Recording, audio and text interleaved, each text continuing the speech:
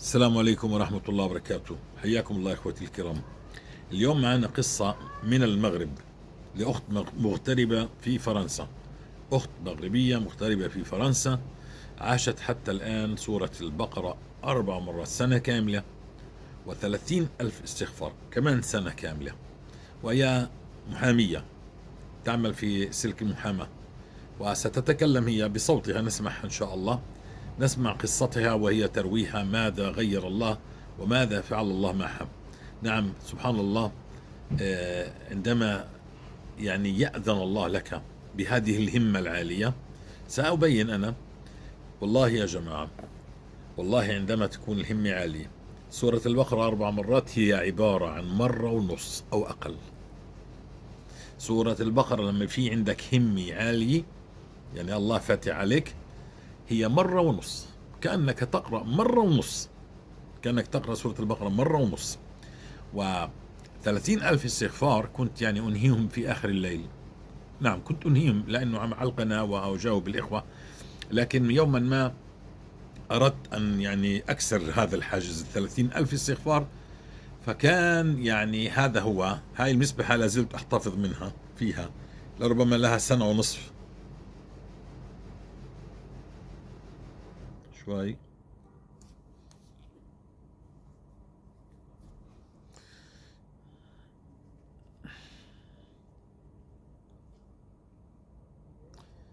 المسبحة فيها طبعا هي كانت تقريبا 54، هي الآن 57 و900، كانت تقريبا 54,000. أنهيتها بالعصر، هذه 54 أنهيتها عصرا. قلت أنا كنت أنهي 30,000 بآخر الليل، لربما على الساعة 2 فجرا أو على 12 ليلا، 12 1 فجرا، هكذا بعد منتصف الليل، عشان تفهم شو معنى كلمة الهمة والبركة إذا الله وفقك. معنى هذه القصة، ولكن في معنى كمان قصة مكتوبة من الجزائر. نقرأ القصة المكتوبة ثم ننتقل إلى قصة أختنا المحامية المغربية التي تسكن في فرنسا. قصتها مركبة جميلة جدا، سبحان الله. الله يبعث الرسائل. في الأمس، أول أمس، كانت قصة، كان أخونا معنا، كنا نتكلم عن أخونا محمد إبراهيم السوداني، ثم معنا أخ محمد العماني الذي قرأ سورة البقرة 1100 مرة أو أكثر شوي. وهاي اليوم معنا أخت قرأت سورة البقرة 4 مرات في سنة. ذكر 4 مرات في سنة، 365، عندك 1400 مرة قرأت سورة البقرة في سنة واحدة، وعند 30,000 استغفار في سنة واحدة. عد أصحاب الهمم، وعندها مسؤوليات وعندها بيت وعندها كل شيء. خلينا نقرأ قصة أول شيء الأخت الجزائرية، نقرأها وثم ننتقل إلى السماع. نبدأ على بركة الله. بسم الله الرحمن الرحيم.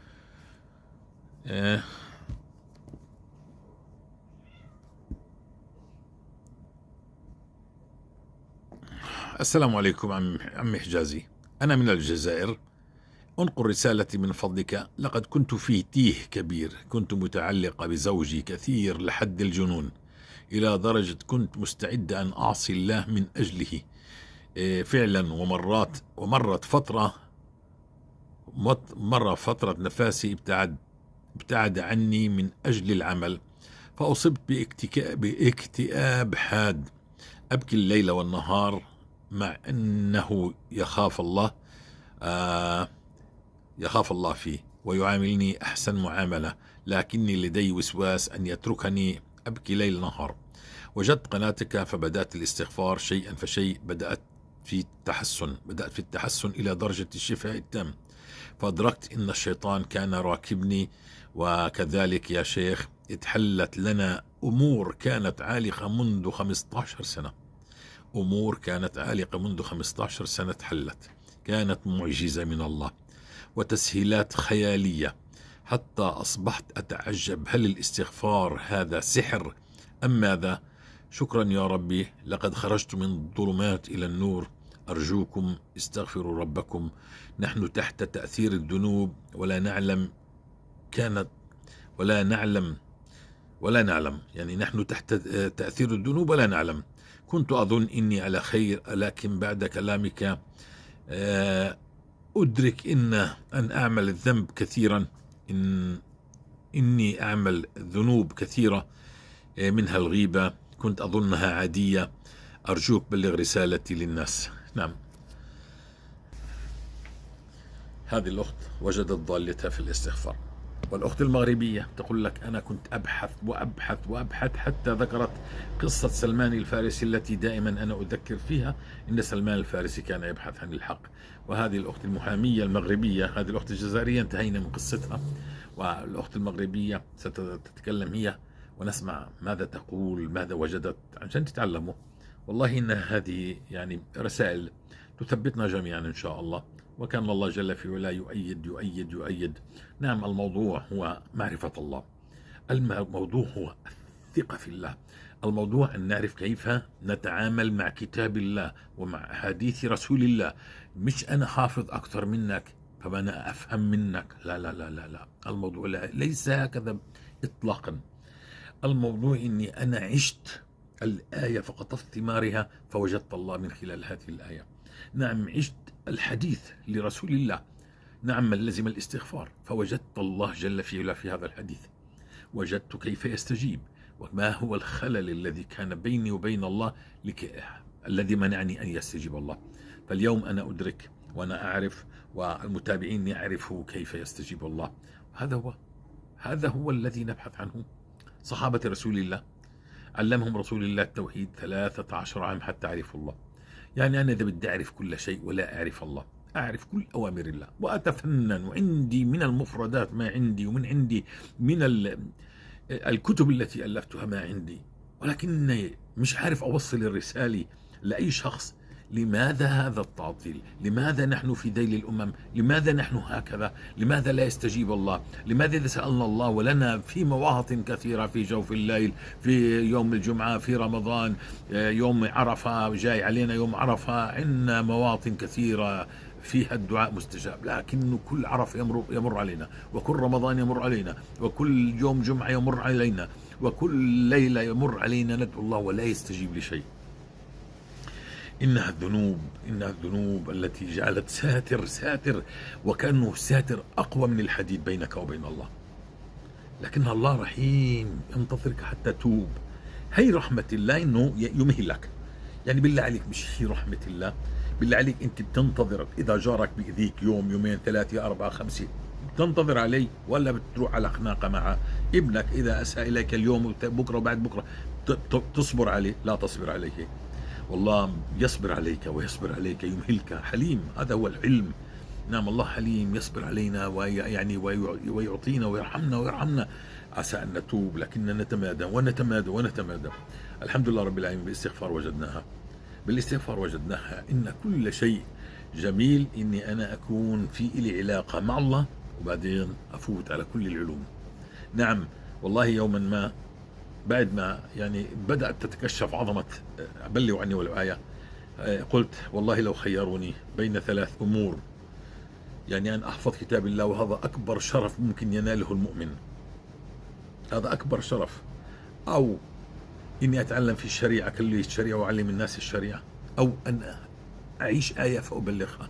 قلت والله لا أختار الآية لأبلغها. بتعرف ليه؟ لأن من هذه الآية سأعرف الله وسأتعامل مع الله وسأدل الناس على الله وأبين لهم كيف يعرف الله وكيف يستجيب الله، وتبدأ العلاقة بيننا وبين الله، فيرفع الله عنا هذا الذل وهذا الأوان وهذه الأمراض وهذه الأسقام، كل هذا يرفعه الله عنا. جزاكم الله خير. فالأربع مرات سورة البقرة والله للذي يأذن له الله أن يشمر هي بمثابة مرة، يعني سورة، يعني قراءة مرة ونص أو أقل بقليل حتى. والله على ما أقول شهيد، اللي بيشمر الله بيفتح عليه أهون من مرات أكثر، أهون من مرة. وهاي 54,000 كانت نص نهار نص يوم بالنسبة ل 30,000، كان أهون بكثير. نعم، لكن الحمد لله رب العالمين. خلينا نسمع القصة ونستمر إن شاء الله على بركة الله. قصص لا تنتهي بفضل الله. الله يريد أن يغير لهذه الأمة، يريد أن يثبت القلوب، يريد أن يثبتكم. إنها الذنوب التي حولها الله لنا علينا أسقام وأمراض وهموم وكرب نعم. فهي قصة الأخت المغربية، نسمعها إن شاء الله.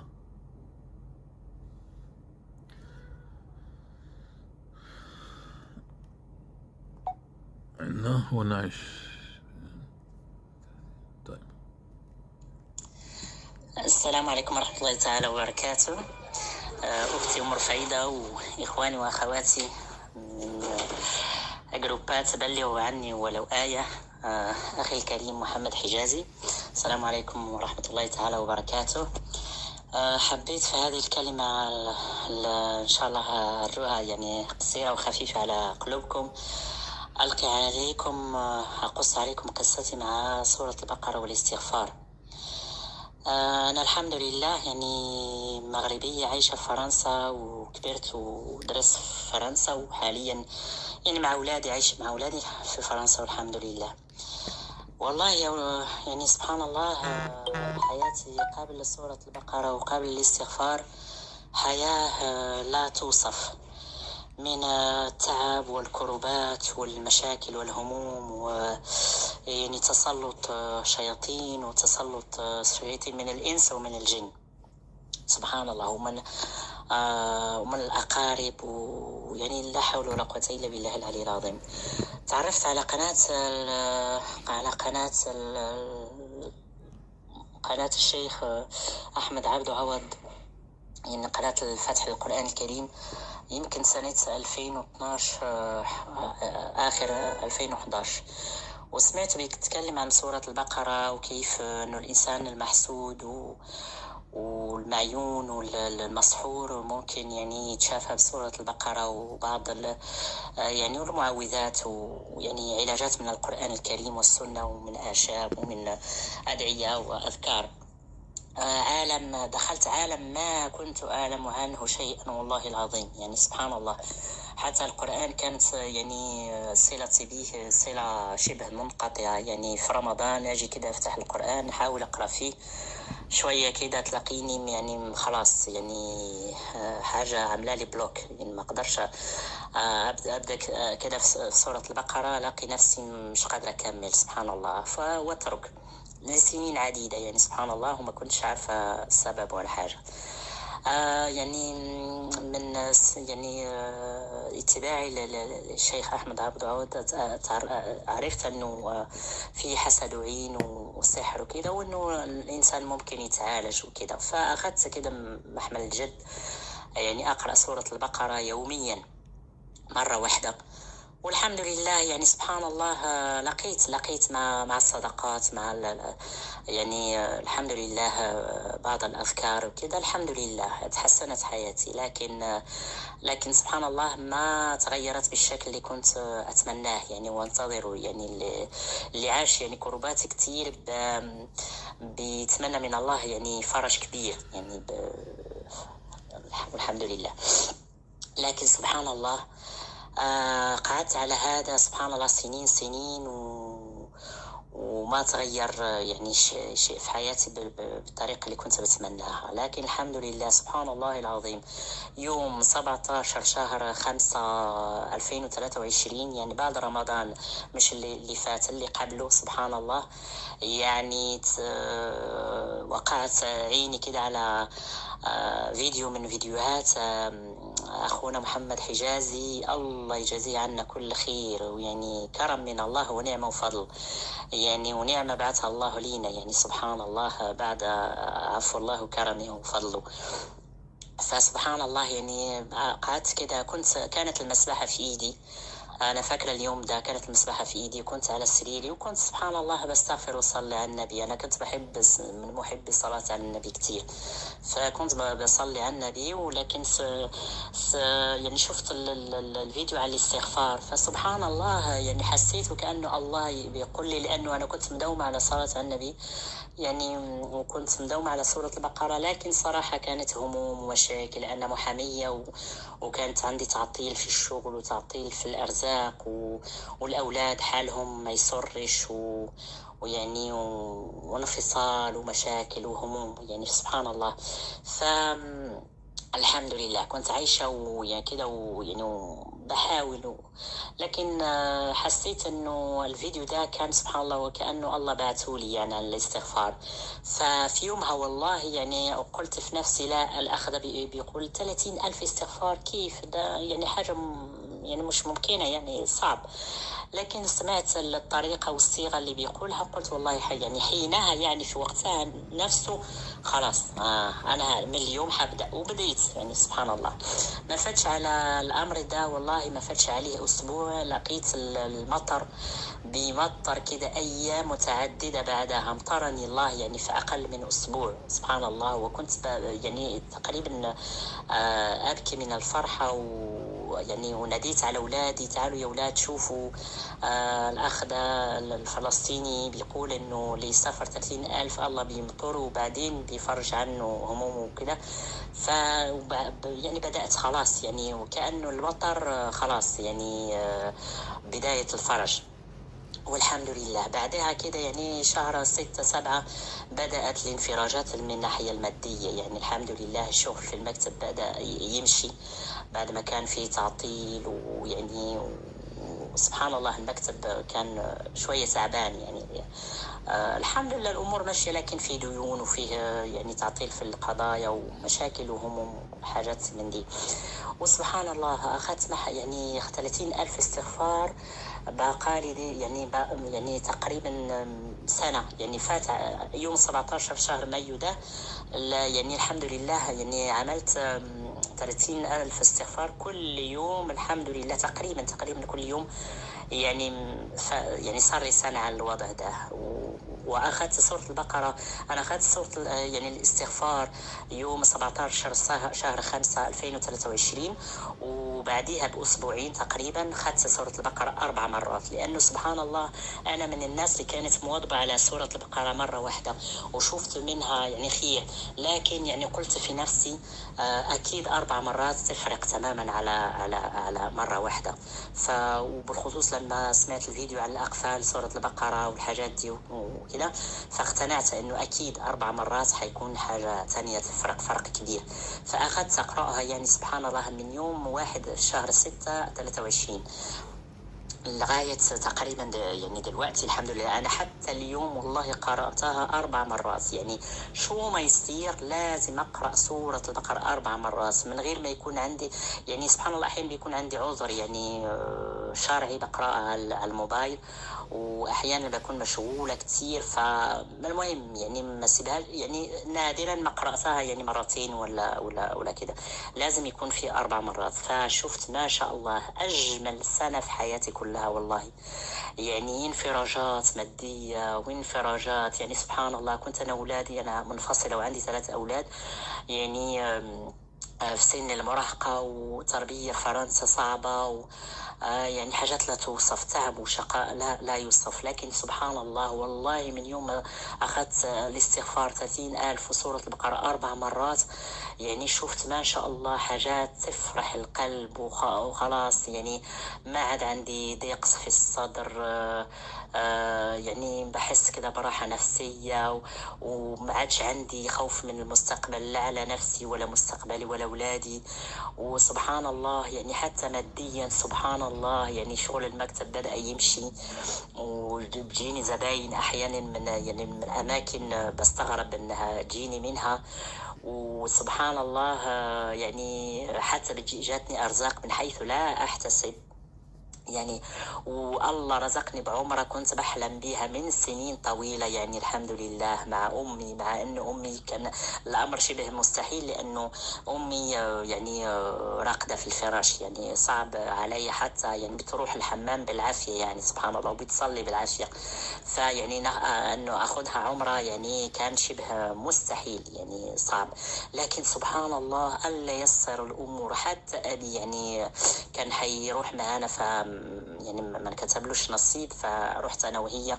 وسبحان الله امي لا تعبت ولا مرضت ولا حاجه من دي، مع انه كل اللي كانوا في الجروب معانا تقريبا كلهم يعني مرضوا يعني وجالهم برد وحاجات من دي. انا وهي سبحان الله حفظنا من كل سوء.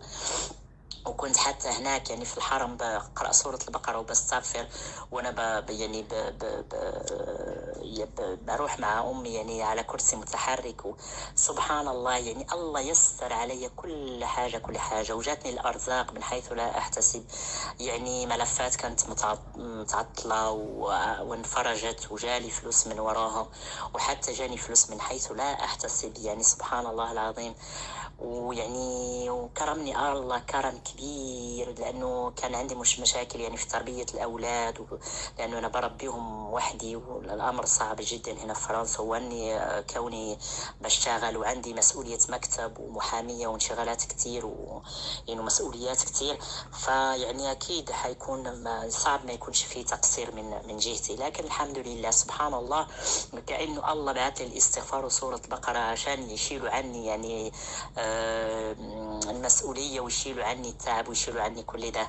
فسبحان الله لقيت بنتي اللي كانت يعني ما بتتفرقش مع صحبات يعني فرنسيات لا بيعرفوا الله ولا بيصلوا ولا يعني ملحدات والعياذ بالله، وبيحبوا يخرجوا بالليل وما عرفش ايه، يعني عيشة غير عيشتنا احنا كمغاربة ومسلمين وكده. ولكن كانت متعلقة بيهم، ومهما تكلمت ومهما قلت يعني معهم. فسبحان، وتركت الصلاة، وكان الوضع صعب يعني. كان قلبي يتحسر عليها وعلى اللي هي فيه، وسبحان الله حالها يعني كان تعبني نفسيا. فسبحان الله لما رجعت من العمرة كده في رمضان ده، فاجئتني وقالت لي يا ماما أنا أريد يعني حبيت ألبس الحجاب، وعايزاك تساعديني أشتري لبس محجبات وكده وفساتين يعني وطرح. فسبحان الله والله ما صدقت يعني، لأنه كان أبعد ما يكون أنه بنتي تتحجب، ولقيتها ما شاء الله عليها تحجبت، وما شاء الله عليها يعني مواظبة على حتى صلاة الفجر، واخدة 30,000 استغفار هي كمان. وبدأت هي الأخرى تشوف انفراجات يعني في حاجات كانت معطلة عندها، ويعني سؤال الله بدأ يعطيها من عطاياه وفي دراستها، ويعني ورزقها يعني بصحبات يعني الحمد لله يعني أصلح. فالحمد لله كان عندي ولد برضو سبحان الله العظيم كان حاله متعطل في الدراسة، وحتى يعني طلبت انه يعيد السنة اللي فاتت من يعني الضعف اللي كان في النقط بتاعته وكده. فسبحان الله قلت له يا ابني شوف يعني انت حتعيد السنة، لكن المرة دي حتعيدها مع يعني مع 30 استغفر الله كل يوم. فاخذها اشتريت له السبحة واديتها له، وبدأ هو الآخر بيستغفر كده، عنده 16 سنة ما شاء الله. بدأ كده يستغفر سبحان الله. هو اليوم يعني بيقول لي يا ماما أنا الحمد لله كان عندك حق أنه يعني خليتيني أعيد السنة، ولأنه يعني النقط بتاعتي والعلامات بتاعتي السنة دي أجمل بكتير وأعلى بكتير من اللي كانوا. فالحمد لله يعني المرة دي حيدوه يعني الاتجاه اللي هو حيطلبه بإذن الله. أطلب لكم الدعاء. وكان عندي ولد تاني، عندي ولدين وبنت، والآخر كان عندي بيعمل لي مشاكل يعني في المدرسة سبحان الله، وكل يوم بيكلموني وإزعاج في الفصل، وإزعاج للأساتذة والإزعاج للتلاميذ وكده. فسبحان الله كان عامل لي مشكلة يعني ما بيعرفش يقعد كده يعني يسمع ويستفيد ويسيب يعني أصحابه يستفيدوا. فسبحان الله الحمد لله. صبح هو الآخر يعني أصبح يستغفر هو الآخر ب30,000. والله امبارح عمل 40,000 وعمره 13 سنة. اللهم لك الحمد. وبيلاقي انفراجات كل يوم يعني بنتكلم أنا وهم كده بحب عن وبنجيب سيرة الاستغفار وسيرة محمد حجازي وكرم الله يعني قبل كل شيء سبحان الله.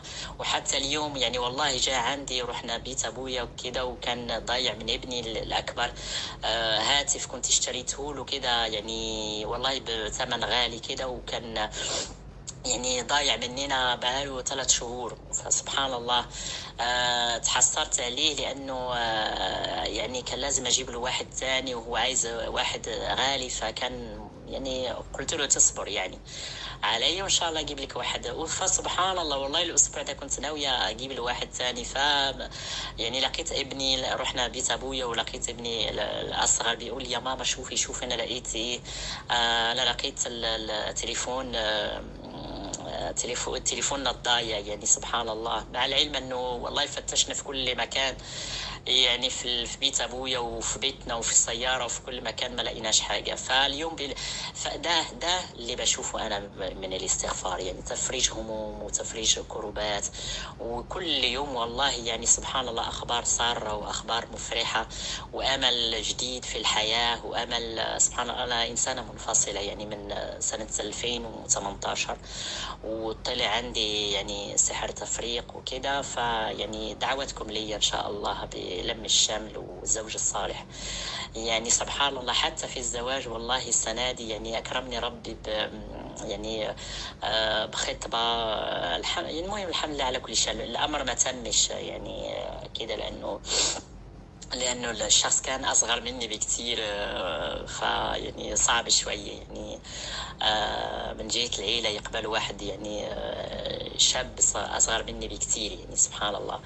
لكن يعني خدتها على أنه بوادر فرج يعني حتى من جهة الزواج إن شاء الله. فسبحان الله والحمد لله يعني صار لي مع الاستغفار وسورة البقرة إصلاح في كل شيء، إصلاح في عملي، إصلاح في أموري المادية، إصلاح في الذرية، في أولادي، حتى أهلي. سبحان الله كانت بيني وبينهم مشاكل لا تعد ولا تحصى سبحان الله، وبرود كده وحاجة. أصبحت العلاقة أحسن بكتير مع الوالدين والإخوة والناس كلها. وسبحان الله أهم شيء يعني راحة نفسية وأمل في الحياة. يعني سبحان الله يعني وكأنه وجدت المفتاح السحري اللي طول عمري كنت ببحث عنه. لأنه والله أنا يعني شو لما بتحكي يا محمد يا أستاذنا الرائع الأكثر من رائع محمد حجازي، لما بتحكي عن سلمان الفارسي وبتقول إنه الله يعني كرمه بالإسلام وأنه جعله من آل البيت، حتى أنه الرسول الكريم صلى الله عليه وسلم يعني قال أنه سلمان من أهل بيتي. فيعني لأنه كان والله بيدور وبيبحث وأنا سبحان الله يعني مع حفظ المقامات طبعا يعني طول عمري برضو يعني كنت يعني بدور يعني أدور على الحل الفرج فين. سورة البقرة أقرأها 4 مرات أقرأها يعني ما عنديش مانع حتى ربما أقرأها 10 مرات يعني سبحان الله يعني. فالناس اللي بتقول ما عندهاش وقت، والله سورة البقرة 4 مرات حيكون لك وقت. ما يعني أنا يعني أديكم كده نصيحة لوجه الله تعالى، أنه أنا محامية ويعني زي ما قلت لكم أنا بربي ولادي لوحدي وعندي أمي مريضة ويعني انشغالات كتير ومسؤوليات كتير وسبحان الله. لكن والله يعني لما حطيت سورة البقرة والاستغفار ب 30,000 أهدافي الأولى طول اليوم مع الصلاة في وقتها، والله الله بيبارك لي في كل باقي اليوم. يعني سبحان الله بلاقي يعني مصالحي بتتقضي، ناس تانية بتقضي مصالحي، ناس تانية بتحل لي مشاكلي، ومشاكلي بتتحل من حيث لا أحتسب ولا أدري سبحان الله. ومشاكل وهموم بتتحل لوحدها يعني من غير جهد مني ولا حول ولا قوة مني. يعني مهما وصفت يعني ما وجدت من الاستغفار ب30,000 وبسورة البقرة 4 مرات والله لن أوفي يعني حق هذه الآيتين الكريمتين العظام.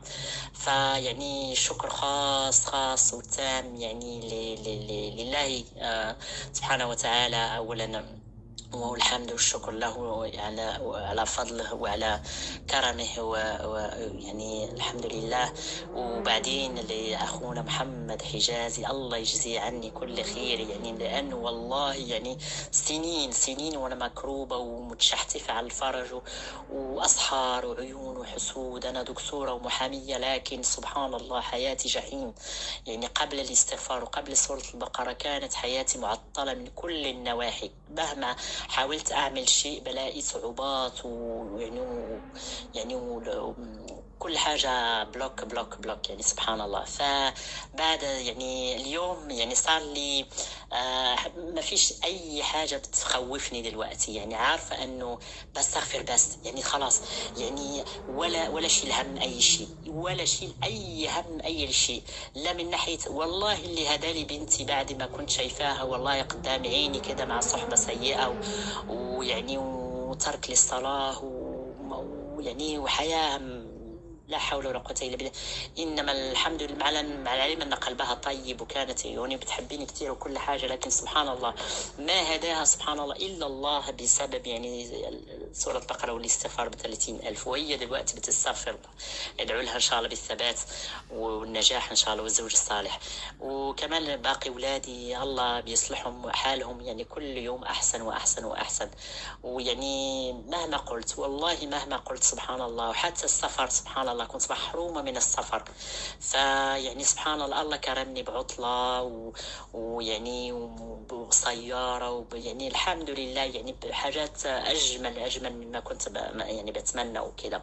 وطبعا لي حاجات عند الله كتير كتير كتير، يعني ولادي برضو صلاح ولادي وكده، لكن والله خلاص أنا عرفت الطريق، أنا عرفت الطريق خلاص. ألف حمد وشكر لك يا رحمن يا رحيم، وبارك الله فيكم وجزاكم الله عنا كل خير. شكر خاص يعني لمحمد حجازي، وشكر خاص ليكي نصيرة أم ورفايدة حبيبة قلبي. يعني بتعبك أحيانا معايا في الخاص، لكن والله لك معزة خاصة في قلبي. الله يكرمكم كلكم والمشرفات كلهم، ويعني أنا تحت أمركم في أي خدمة، يعني سبحان الله. في تبليغ الآيتين سورة البقرة والاستغفار، مما شفت من كرم وعفو وجمال ويعني وانفراجات من في كل المستويات، يعني بقالي يعني. ولكن الله بيمسكنا في شيء، الله بيمسكنا في شيء زي ما قلت يا محمد يا أخونا محمد حجازي، والله مسكني يعني في حاجة. ادعوا لي يعني إن شاء الله تتصلح أموري كلها ويتم بإتمام السعادة لي ولأولادي ولكل المسلمين يا رب يا رب. الله فرج عنا وعن المسلمين المستضعفين في كل مكان، وأهل غزة يعني بصفة خاصة إن شاء الله. والله يجزيكم كل خير، والله يبارك لنا فيكم، وإن شاء الله يجعلكم يا رب، يجعل عملكم ذخرا ليكم كده في ويجعلكم في عليين إن شاء الله، وفي الفردوس الأعلى مع الأنبياء والرسل والرسول الكريم. والسلام عليكم ورحمة الله تعالى وبركاته. سبحان الله. أهم جملة أنا عرفت الطريق، أهم جملة أنا عرفت الطريق كيف نسأل الله فيستجيب. ما هو الخلل الذي بيننا وبين الله؟ لماذا لا يستجيب الله؟ أنا عرفت الطريق. هذا ما كان يبحث عنه سلمان الفارسي رضوان الله عليه، كان يبحث عن الله، عن الحقيقة، فهداه الله. الله سيهدينا إذا كنا هدفنا أن نبحث عن الله وعن رضوان الله ومراقبة الله وحب الله، وأن نجعل الله جل في علاه نصب عينينا. لا تسأل مع الله أحد يا أخي. بالكلام البسيط بزعل الله، بزعل منك، بدوش خلص، ببطل بده شيء منك، يعني لا يقبل منك شيء. إذا أنت تتودد لهذا وهذاك وبالآخر تلجأ إلى الله، الله بيزعل منك يا أخي، لا يقبل هذا العمل. الله أغنى من لا يريد شريك الله. فلا تجعل مع الله أحد. في بقية لهذه التسجيل إن شاء الله، خلي كل سؤالك لله. يوم يومين بعد ما تمحى هذه الذنوب سترى إن الله يستجيب، لأن أتاني عبدي مشيا أتيته هرولا. مش راح يطول المشوار عليك، لكن خلي قبلتك الله. لو أنك ذبحت خلص أنا معك يا الله، اعمل ما تشاء يا الله، أنا استسلمت يا ربي، أنا أسير إليك وخلص سلمتك أمري. ودائما قول، دائما رددوا إخوتي الكرام، لا تنسوا هذا 7 مرات في الصباح والمساء: حسبي الله لا إله إلا هو عليه توكلت وهو رب العرش العظيم. حسبي الله لا إله إلا هو عليه توكلت وهو رب العرش العظيم، 7 مرات كل يوم في الصباح والمساء، فالله يكون حسبك. السلام عليكم ورحمة الله تعالى وبركاته. أختي نصيرة إن شاء الله تكوني بخير. شوفي، كيف ما وعدتك، هذه قصتي وفاء. بعد من قصتي مع سورة البقرة 4 مرات، وآية وسورة استغفر الله، والاستغفار ب30,000 لمدة سنة. لمدة سنة، صار لي سنة دلوقتي على الاستغفار وسورة البقرة 4 مرات، واللهم لك الحمد والشكر. وده بعد اللي شفته يعني. أكيد يعني الموضوع يطول ويطول ويطول لو كنت يعني حكيت كل شيء، وفيه أشياء تذكرتها وأشياء نسيتها، لكن كرم كله كرم من الله.